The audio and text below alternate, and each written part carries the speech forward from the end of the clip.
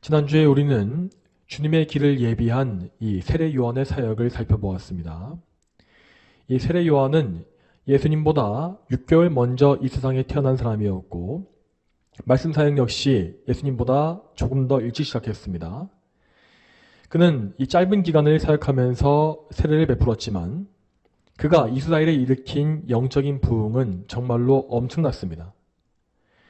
요한은 수많은 사람들로 하여금 자기의 죄를 깨닫게 했으며 그들이 참되게 회개하여 죄 용서를 위한 세례를 받게 했다고 하였습니다.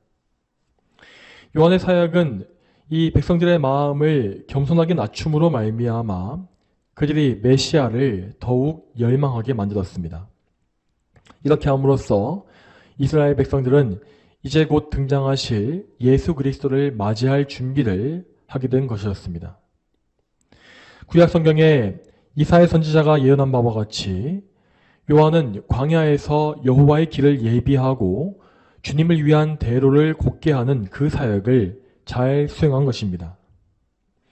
이처럼 이스라엘 전역에 영적인 각성이 일어나고 있는 가운데 드디어 예수님은 공개적으로 자신을 드러내기 시작하십니다. 그분은 이스라엘의 왕으로서 이 땅에 오신 것이지만 무려 30년간을 갈릴리 나사렛의 시골 동네에서 은거에 계셨습니다. 그렇지만 하나님은 미리 정해놓으신 계획에 따라 모든 구속의 역사를 진행하셨고 마침내 정하신 때가 되자 그리스도의 공생애가 시작되게 하신 것입니다. 그러면 오늘 본문을 이 첫 번째 구절인 13절부터 살펴보도록 하겠습니다. 13절 말씀에 그때 예수께서 갈릴리로부터 요단강에 이르러 요한에게 세례를 받으려고 그에게 나오시니 라고 했습니다. 자, 이 말씀에서 우리는 예수님의 공생애가 시작된 장소가 어디인지를 볼 수 있습니다. 예수님은 당신의 고향 지역이라 할 수 있는 갈릴리에서 사역을 시작하신 것이 아니었습니다. 또한 그분은 예루살렘에서 사역을 시작하신 것도 아니었습니다. 예수님은 맨 처음에 요한이 사역하고 있었던 유대 광야로 먼 길을 걸어오셔서 공적인 사역을 시작하십니다. 그분이 이렇게 유대 광야에 오신 이유는 그곳에 요한이 미리 준비해 놓은 고든 길이 있었기 때문입니다. 자, 그 고든 길이 무엇입니까? 그것은 이 요한이 준비해 놓았던 많은 백성들이었습니다. 요한의 주변에는 참되게 회개하여 하나님의 말씀을 사모하는 백성들이 이미 많이 모여 있었습니다. 그들은 메시아이신 예수님의 오심을 기다리는 참된 이스라엘 백성이었고 예수님께서는 그분의 백성들에게 자신을 드러내신 것이죠. 한편 예수님의 사역은 그분께서 세례를 받으심으로 시작되었다고 했습니다. 이 세례의 사건은 정말로 놀랍고 중요한 것이기 때문에 이 사복음서 전체에 모두 각각 다 기록되어 있습니다. 자, 그런데 정작 우리는 이 사건의 의미를 정작 잘 알지 못하고 있고 그렇게 큰 감흥을 느끼지 못하는 것이 사실이죠. 여러분, 그러면 예수님께서 세례를 받으신 이 사건이 왜 놀라운 일이겠습니까? 자, 우리는 먼저 이 요한의 세례가 무엇이었는지를 다시 생각해 볼 필요가 있습니다. 복음서의 말씀에 따르면 요한의 세례는 죄 사함을 위한 회개의 세례이다 라고 나와 있습니다. 그런데 우리 예수님께서는 죄를 알지도 못하시는 분인데도 불구하고 이 세례를 받으신 것입니다. 다시 말해서 예수님은 자신을 죄인들의 위치까지 낮추심으로써 이 세례에 참여하신 것이죠. 여러분, 예수님께서 얼마나 겸손하고 온유하신지를 생각해 보시기 바랍니다. 자, 우리 모두는 우리가 범하지 않는 죄를 뒤집었을 때에 정말 억울하지 않습니까? 우리는 사실 이미 너무나 많은 죄를 지은 죄인이면서도 거기에 약간의 죄가 더해지는 것을 참지 못해서 억울해하곤 합니다. 그런데 우리 예수님은 죄가 아예 한 개도 없으신 분이면서도 죄인들 가운데 한 명으로 여겨지는 것을 전혀 개의치 않으신 것이죠. 그분은 우리의 죄를 대신 짊어지심으로 말미암아 죄인들이 받는 세례를 함께 받으신 것입니다. 자, 그러면 예수님은 왜 하필이면 이 세례받으심을 통하여서 공생애를 시작하신 것이겠습니까? 그분은 인류 역사에 유일한 메시아로 오신 분이지 않습니까? 예수님께서 원하기만 하신다면 그분은 얼마든지 화려한 장면을 연출하시면서 등장하실 수 있었을 것입니다. 그렇지만 예수님은 자신을 드러내지 않으신 상태에서 조용히 유대 광야에 걸어오셨습니다. 그리고 회개하는 죄인들이 모여있는 광야에 나오셔서 그 죄인들 가운데 한 사람으로서 요한에게 나와 세례를 받으신 것이죠. 성경은 말씀하기를 예수님에게 그 어떤 흠모할 만한 외모의 아름다움이 없다고 하였습니다. 그러므로 아마도 예수님은 얼굴의 모습이 투박하고 키도 크지 않았을 것입니다. 또한 그분은 가난한 목수에 불과했기 때문에 옷차림 역시 초라했겠지요. 우리가 영화에서 보아왔던 미남 예수님의 모습은 절대 그분의 실제 모습이 아닙니다. 그분은 그저 군중들 속의 한 분으로서 당신의 종에 불과한 요한 앞에 나오셨습니다. 여러분, 이 세상을 창조하신 하나님께서 또한 이스라엘의 왕신 분께서 이처럼 자기를 낮추신 것을 기억하시기 바랍니다. 우리는 그분의 겸손한 앞에서 결코 우리 자신을 높일 수가 없습니다. 자, 그러면 예수님께서 이렇게 죄인들 중에 한 사람으로서 자기를 낮추신 것은 또 무슨 의미겠습니까? 이 사실은 그분께서 당신의 백성들과 한 몸을 이루신 것을 보여줍니다. 예수님은 하나님께서 택하신 백성들의 머리가 되시기 위해서 이 땅에 오신 것이며 또한 그들의 언약의 대표자로서 세례를 받으신 것입니다. 그분은 연약하고 비천한 우리들의 대표자가 되시는 것을 부끄러워하지 않으셨습니다.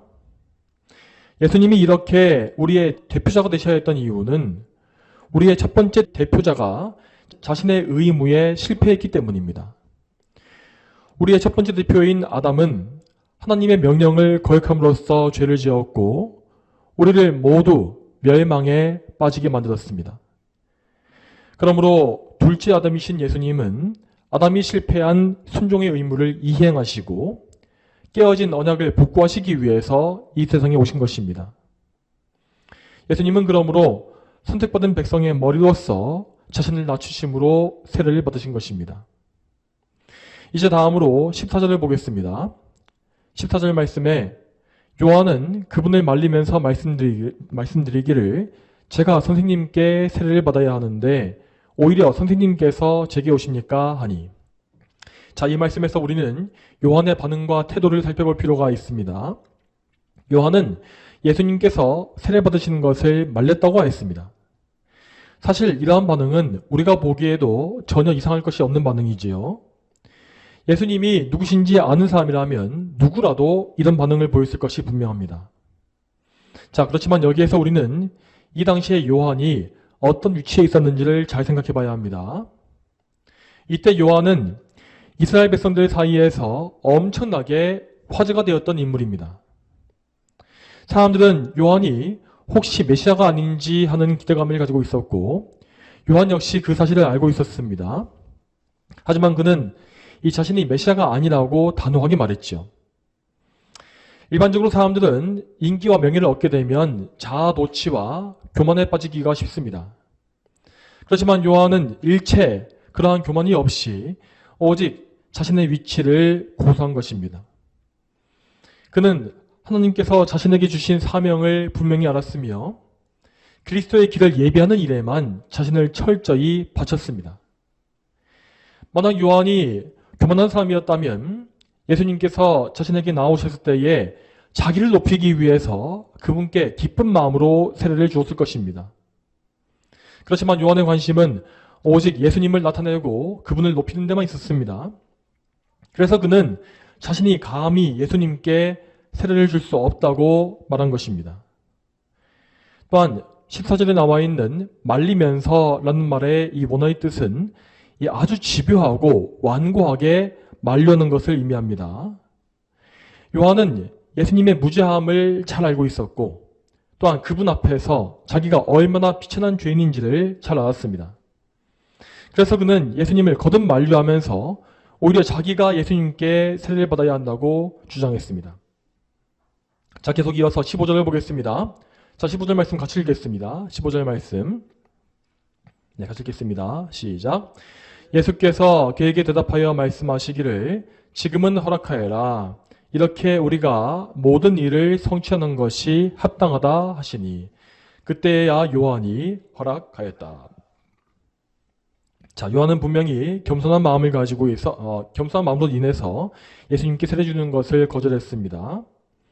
그렇지만 그건 역시 어디까지나 인간의 판단과 생각이었던 것입니다. 삼위일체 하나님의 뜻은 성자 예수님께서 세례를 받으시는 것에 있었습니다.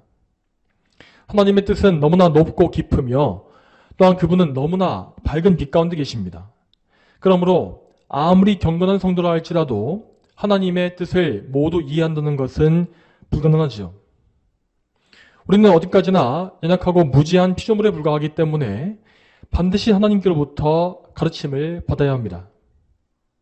자, 예수님은 요한의 무지함을 책망하시지 않고 온화한 말씀으로 그의 생각을 교정해 주셨습니다. 그분은 단 두 마디의 말씀으로 요한을 가르치십니다. 자, 그 첫 번째 말씀은 지금은 허락하여라 였습니다. 여기에서 지금은이라는 말은 바로 지금이라는 말입니다. 즉 예수님은 바로 지금이 내가 세례를 받아야만 하는 때이다 라고 말씀하신 것입니다. 여러분, 하나님은 온 세상의 모든 일들을 미리 정하셨으며 그 모든 일들은 구속사를 중심으로 일어나게 되어 있습니다. 지금 예수님은 하나님의 뜻에 따라서 반드시 세례를 받으셔야만 했던 것입니다. 그래야만 예수님은 하나님의 종으로서 그분의 백성들과 똑같아질 수 있었던 것이지요. 이어지는 두 번째 말씀은 이렇게 우리가 모든 의를 성취하는 것이 합당하다입니다. 이 말씀에서 모든 의를 성취한다는 것은 곧 하나님의 명령에 순종한다는 것입니다. 물론 우리 사람의 이해력으로는 예수님께서 자신을 낮추시는 것이 어떻게 가능한지 또 이것이 왜 필요한지를 납득할 수 없습니다. 그렇지만 삼일체 하나님의 뜻은 성자 예수 그리스도를 지극히 낮추심으로 말미암아 그분을 죄인들의 중보자로 삼으시는 것에 있었습니다. 성부 하나님은 당신의 백성을 구원하시기 위하여 그분의 하나뿐인 아들에게 고난 주시는 것을 기뻐하셨다고 하였습니다. 구약 성경의 이사야 53장 10절 말씀을 제가 읽겠습니다. 이사야 53장 10절 말씀. 여호와께서 그가 상처 있는 것을 기뻐하시고 고난을 당하게 하셨으니 그의 영혼을 속건제로 드릴 때에 그가 자손을 볼 것이며 그의 날들이 길 것이요 또 그 손으로 여호와의 기쁜 뜻을 이룰 것이다. 아멘. 자, 물론 아버지 하나님은 당신의 아들이신 예수님께서 많은 고난과 상처 있는 것을 안타까워하셨습니다. 그렇지만 예수님의 고난은 곧 하나님의 백성의 구원을 이루는 것이었기 때문에 하나님은 그 백성의 구원으로 인하여서 그 계획의 성취로 인하여서 기뻐하신 것입니다. 이와 마찬가지로 예수님께서 자기를 낮추어 세례를 받으신 이 사건은 곧 아버지 하나님의 뜻이 이루어지는 일이었습니다. 그러므로 요한은 아무런 걱정을 할 필요가 없었습니다.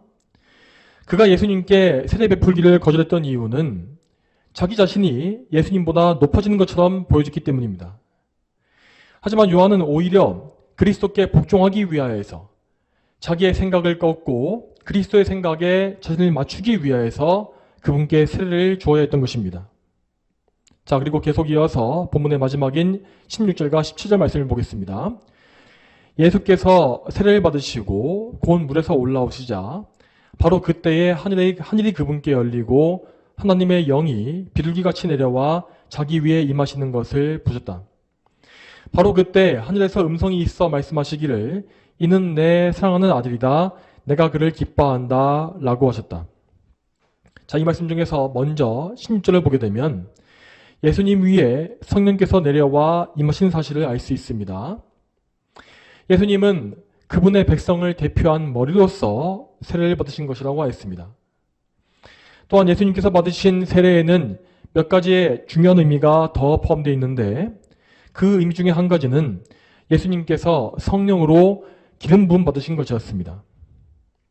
물론 성자 하나님은 원래 성부 성령 하나님과 동등하신 하나님이시기 때문에 따로 성령을 받으실 필요가 없습니다. 그렇지만 이 땅에 성신하신 예수님은 우리와 똑같은 인간성을 가지신 분이었습니다. 아무리 죄가 없다 할지라도 인성이라고 하는 것은 대단히 연약하고 불완전한 것입니다. 따라서 예수님은 죄인을 구원하시는 모든 이 구원의 사역을 성취하시기 위하여서 반드시 성령의 능력을 덧입어야만 했죠.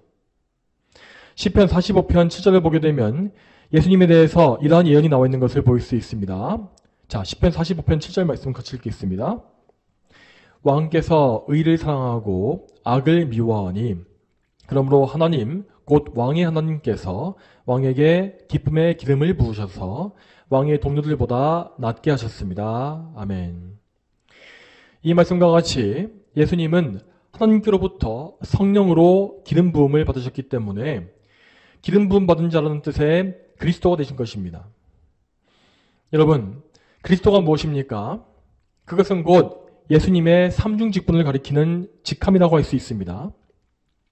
예수님은 우리를 구원하시기 위하여 왕과 선지자 그리고 대제사장의 세 가지 직분을 받으신 것입니다. 그리고 그 직분을 행하기 위한 자격 조건으로서 하나님께 기름 부음을 받으신 것이죠. 자, 또한 우리는 예수님께서 사역자가 되시기 위한 율법적인 기준 역시 충족하신 사실을 알 수 있습니다.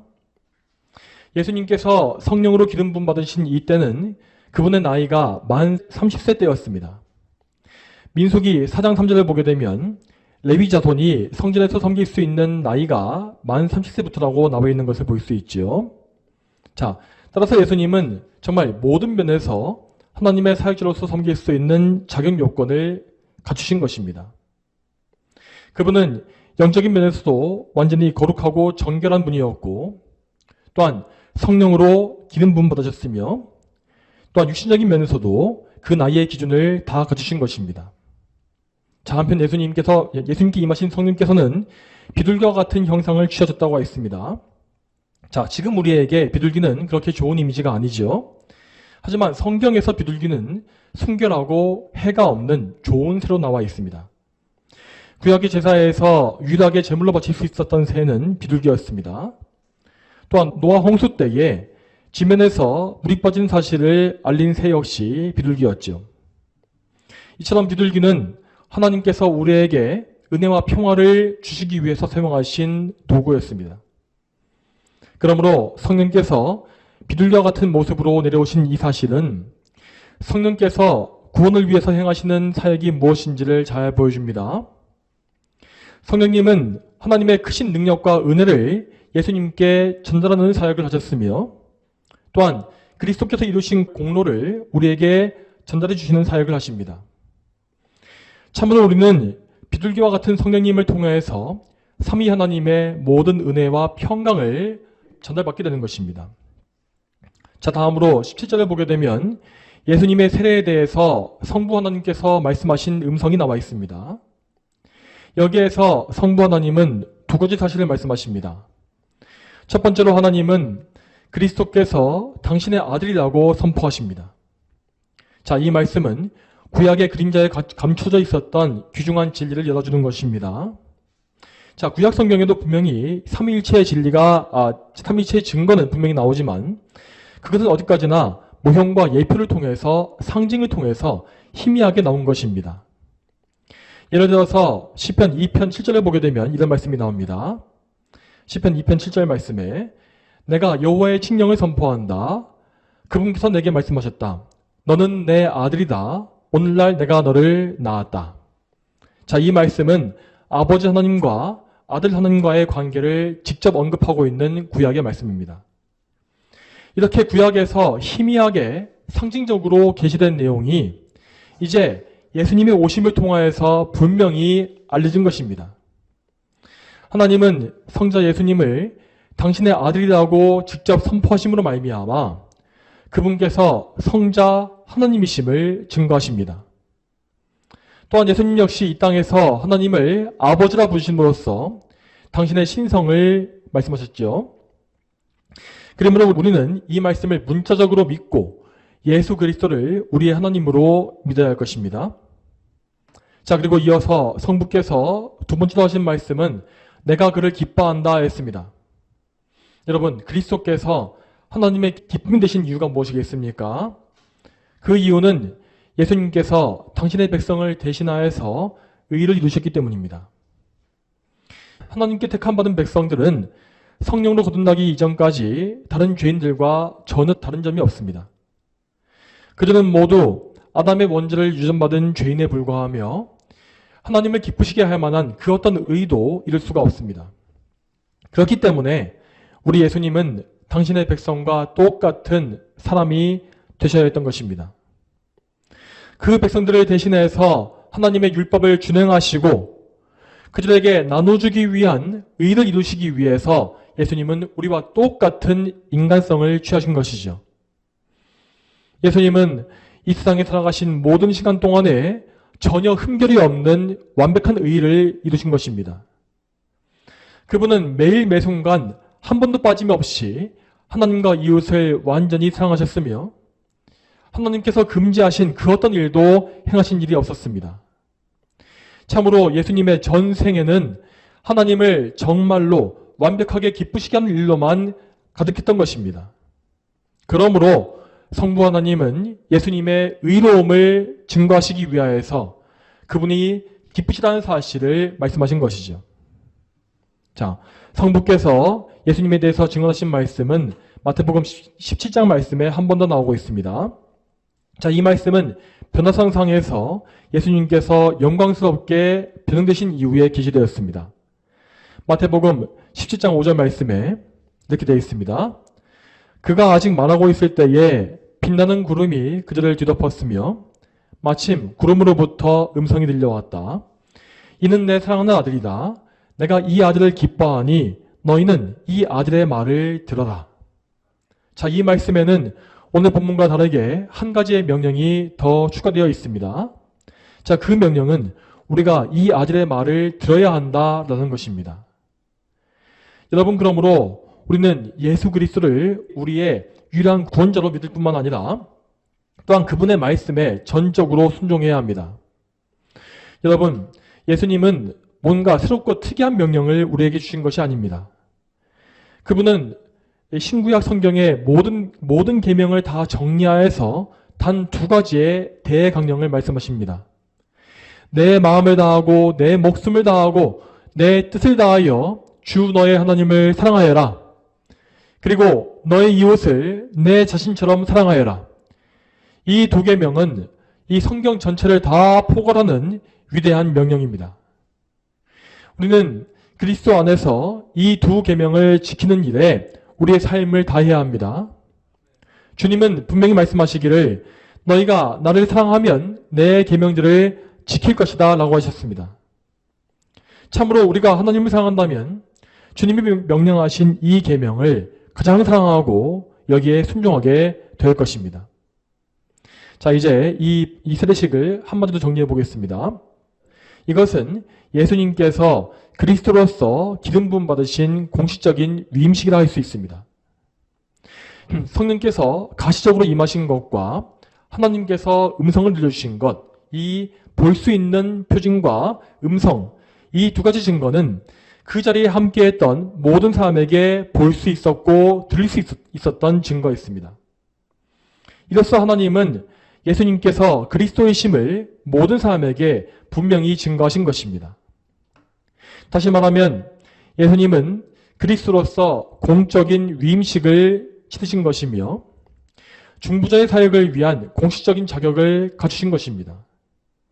이 증거들을 믿음으로 받아들인 사람들은 예수님께서 그리스도이시며 하나님의 아들이심을 분명히 믿게 되었을 것입니다. 자, 여기에 더해서 우리는 오늘 본문에서 삼위일체 교리의 중요한 근거를 발견할 수 있습니다. 자, 우리가 믿고 있는 삼위일체 교리는 유일하신 하나님 안에 성부와 성자와 성령 삼위께서 존재하신다는 것입니다. 다시 말해서 하나님은 한 분이시면서 동시에 세 신분이라고 말할 수 있죠. 이러한 교리는 오직 우리 기독교에만 존재하는 것이며 사람이 스스로 권할 수 있는 것이 아닙니다. 여러분, 인간은 오직 한 사람 안에 한 인격만이 존재하기 때문에 삼위일체를 완전히 알거나 이해하는 것이 불가능합니다. 그렇지만 성경은 분명히 하나님께서 삼위로 존재하심을 말씀하고 있으므로 우리는 이 성경의 진리 자체를 믿음으로 받아들여야 할 것입니다. 자, 오늘 본문의 말씀은 성부, 성자, 성령께서 각각 구별되어진 인격체로 계신다는 사실을 분명히 보여줍니다. 이 놀라운 세례시기 사건에서 성부께서는 먼저 하늘에서 큰 음성을 바라고 계십니다. 그리고 다음으로 성령께서는 비둘기와 같이 예수님 위에 내려오시는 것을 볼 수 있습니다. 또한 성자 하나님은 성실하신 존재로서 이 땅 위에 서서 세례를 받고 계시죠. 이것은 분명히 각각의 사역을 행하시는 세 분의 위격, 인격체를 분명히 보여줍니다. 이와 같이 성경은 삼위를 말하면서도 동시에 하나님께서 한 분이심을 매번 증거합니다.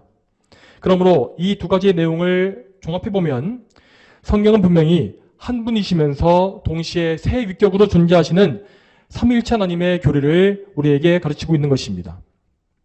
자, 그러므로 오늘 이 본문을 통하여서 우리는 삼위일체에 대한 모든 이단적인 주장을 무너뜨릴 수 있습니다.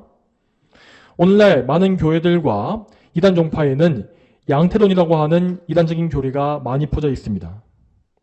이 양태론이라는 것은 삼위일체에서 세 위격의 구별을 빼어버린 아주 위험한 교리입니다. 그들은 주장하기를 한 분 하나님이 세 위격을 가지신 것이 아니라 경우에 따라서 세 가지 역할을 수행하신다라고 말합니다. 다시 말해서 한 분이신 하나님께서 아버지의 역할과 아들의 역할과 성령의 역할을 각각 다 하신다는 것이죠. 그렇지만 오늘 본문의 말씀 한 가지만 놓고 볼지라도 그들의 주장은 완전히 틀렸다는 사실을 알 수 있습니다. 분명 오늘 이 본문은 동시에 구별되어진 사역을 행하시는 세 인격체를 말하고 있습니다. 당연히 이 말씀은 양태론적인 믿음과 전혀 조화할 수 없는 것이죠. 여러분, 항상 우리는 성경의 진리를 우리의 이해력과 생각에 맞추려고 해서는 안 될 것입니다. 물론 우리는 우리의 이해력을 가지고 우리의 이성을 가지고 열심히 성경 말씀을 듣고 배워야 마땅합니다. 하지만 그럼에도 불구하고 우리는 성경에 우리가 이해할 수 없는 영역이 있다는 사실을 겸손히 인정해야 합니다. 양태론자들은 사람들에게 하나님을 이해시켜 보겠다는 목적을 가지고서 자신들의 아이디어에 의해서 삼위일체를 설명한 것입니다. 그렇지만 우리 인간은 절대 하나님과 그분의 진리를 100% 이해할 수가 없죠. 성경이 우리에게 이해할 수 없는 진리를 말할 때에 우리는 그것을 억지로 풀어보려고 하지 말고 믿음으로 받아야 합니다. 여러분, 이것은 절대 맹목적이고 어리석은 신앙이 아닙니다. 맹목적인 신앙이라는 것은 진리의 기초가 없이, 지식의 기초가 없이 그냥 무턱대고 믿습니다 라고 말하는 것인데, 우리가 삼위일체를 믿는 것은 그런 것이 아니기 때문입니다.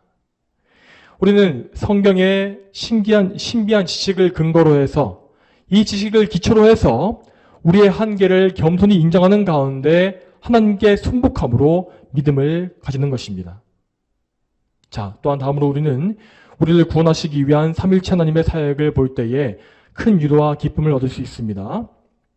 여러분, 성부와 성자와 성령 하나님은 항상 한 뜻을 가지시며 절대 그 뜻이 나눠지는 법이 없습니다. 당연히 우리의 구원을 계획하시고 시행하는 일에 있어서도 세 위격은 하나의 계획과 뜻을 이루기 위해서 협력하시는 것입니다. 무한하시고 영원하시며 불변하신 하나님께서 우리 같은 죄인을 구원하시기 위해서 협력하신다는 사실을 잘 생각해 보시기 바랍니다. 이 세상에 이보다 더 놀랍고 감사한 일이 또 있겠습니까? 여러분, 우리를 구원하시기 위해서 자기를 낮추신 것은 이 성자 하나님만이 아닙니다. 성부 하나님께서도 자신을 낮추심으로 말미암아 우리에게 구원의 계획을 알려주셨고, 또한 성령께서도 자신을 지극히 낮추셔서 우리와 함께 하시는 그 일을 부끄러워하시지 않았다고 했습니다. 심지어 성령님은 우리 자신을 성전으로 삼으심으로 말미암아 우리 안에 거하신다라고 했죠. 우리는 이러한 삼위일체 하나님의 은혜에 오직 감사와 찬송을 올리면서 언제나 그분 앞에 우리 자신을 지극히 낮춰야 마땅할 것입니다. 또한 여러분, 우리는 오늘 본문에서 예수님의 낮아지심과 높아지심에 대해서 깊이 생각해 봐야 할 것입니다. 예수님은 자기를 낮추어서 세례를 받으신 것이고, 또한 그 낮추심 이후에 성부와 성령의 인증을 통하여서 높임을 받으셨습니다. 이처럼 예수님의 삶은 먼저 낮추어진 이후에 높아지는 믿음의 원리를 계속 보여주고 있습니다. 여러분, 예수님은 자신을 지극히 낮추시되 십자가에서 죽으시고 무덤에 들어가시기까지 낮추셨습니다. 그렇지만 그분은 그 낮아짐을 통하여서 하나님의 뜻을 이루셨고, 이에 하나님은 그분을 지극히 높이셔서 가장 높은 영광과 존귀를 얻게 하셨습니다.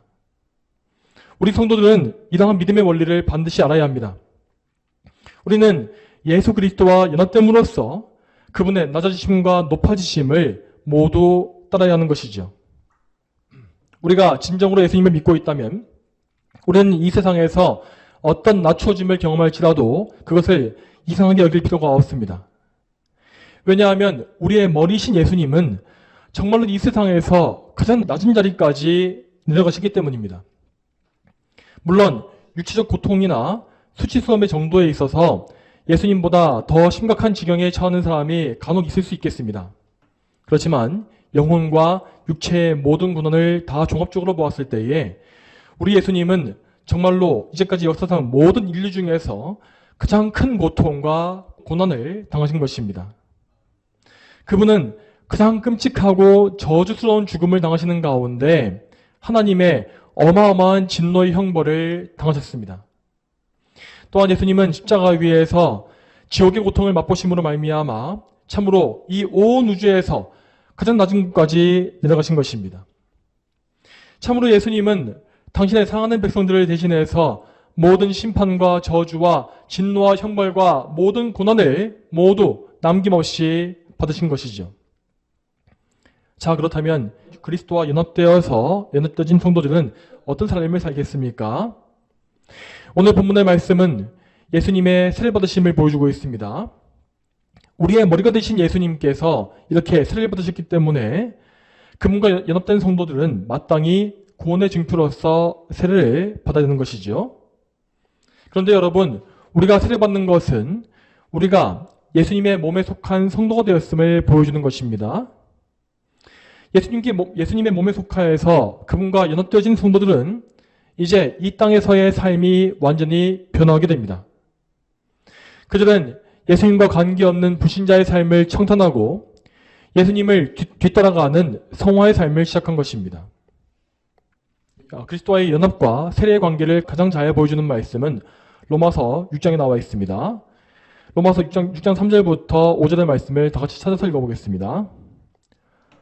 그리스도 예수님과 연합하여 세례를 받은 우리는 모두 그분의 죽으심과 연합하여 세례를 받은 줄을 알지 못하느냐.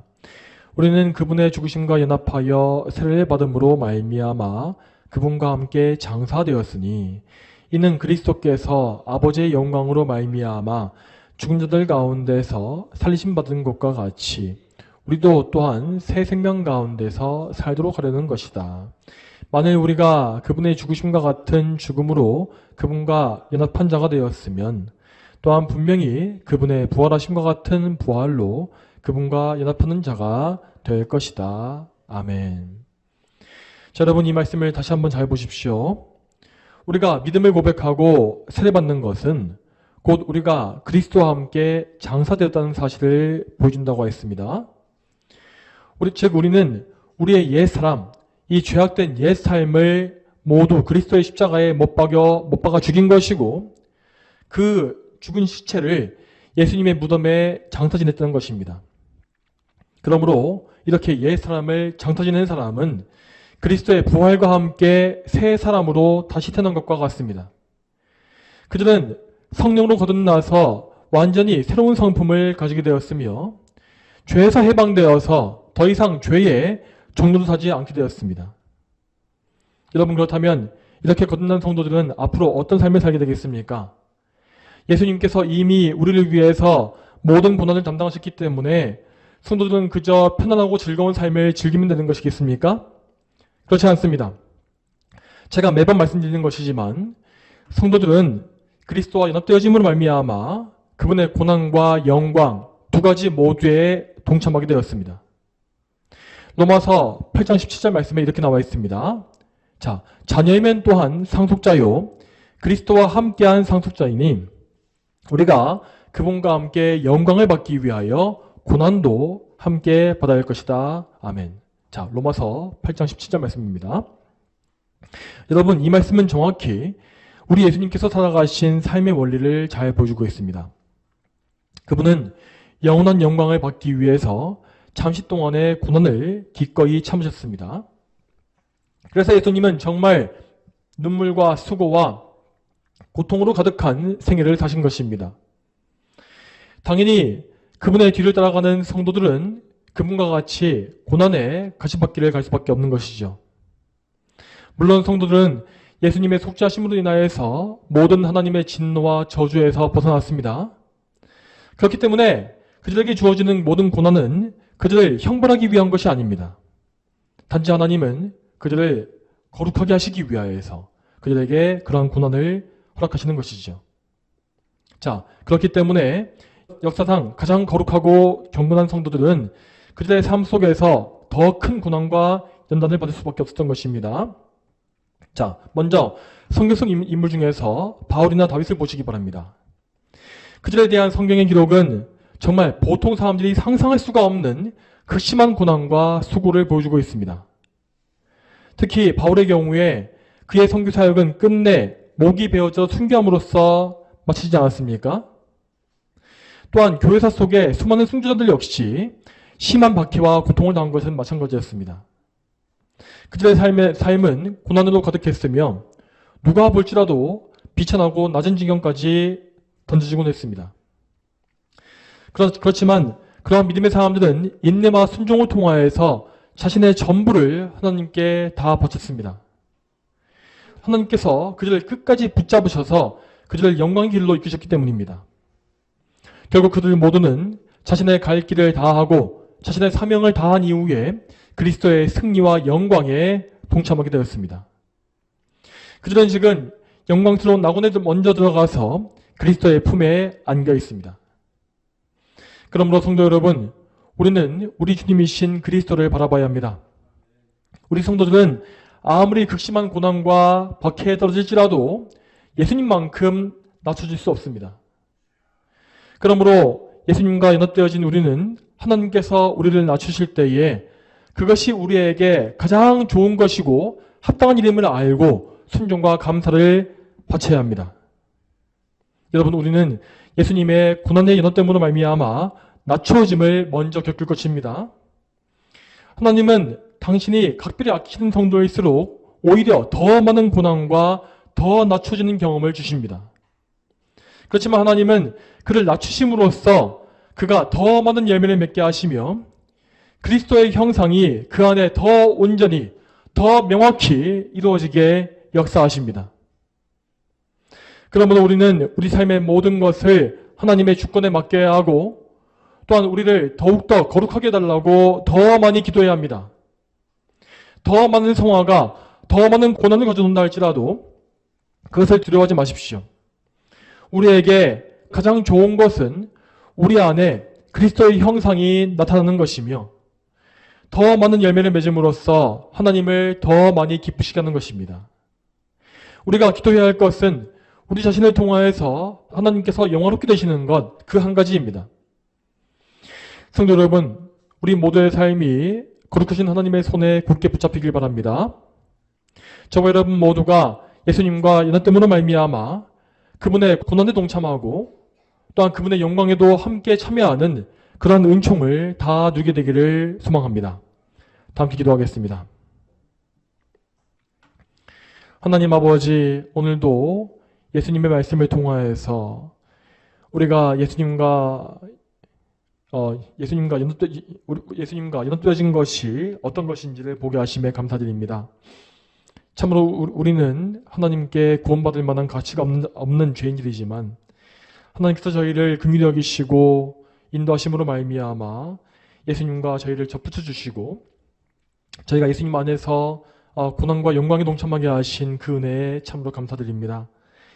하나님, 저희가 이 사실을 알고 믿게 하시며 정말로 언제나 이 땅에서 예수님과 함께 고난받을 때에도 그것을 두려워하거나 슬퍼하지 말고 오직 하나님의 주권에 우리를 맡기며 인내함으로 하나님께 순종을 바칠 수 있도록 인도해 주시옵소서. 감사드리며 예수님의 이름으로 기도 올립니다. 아멘.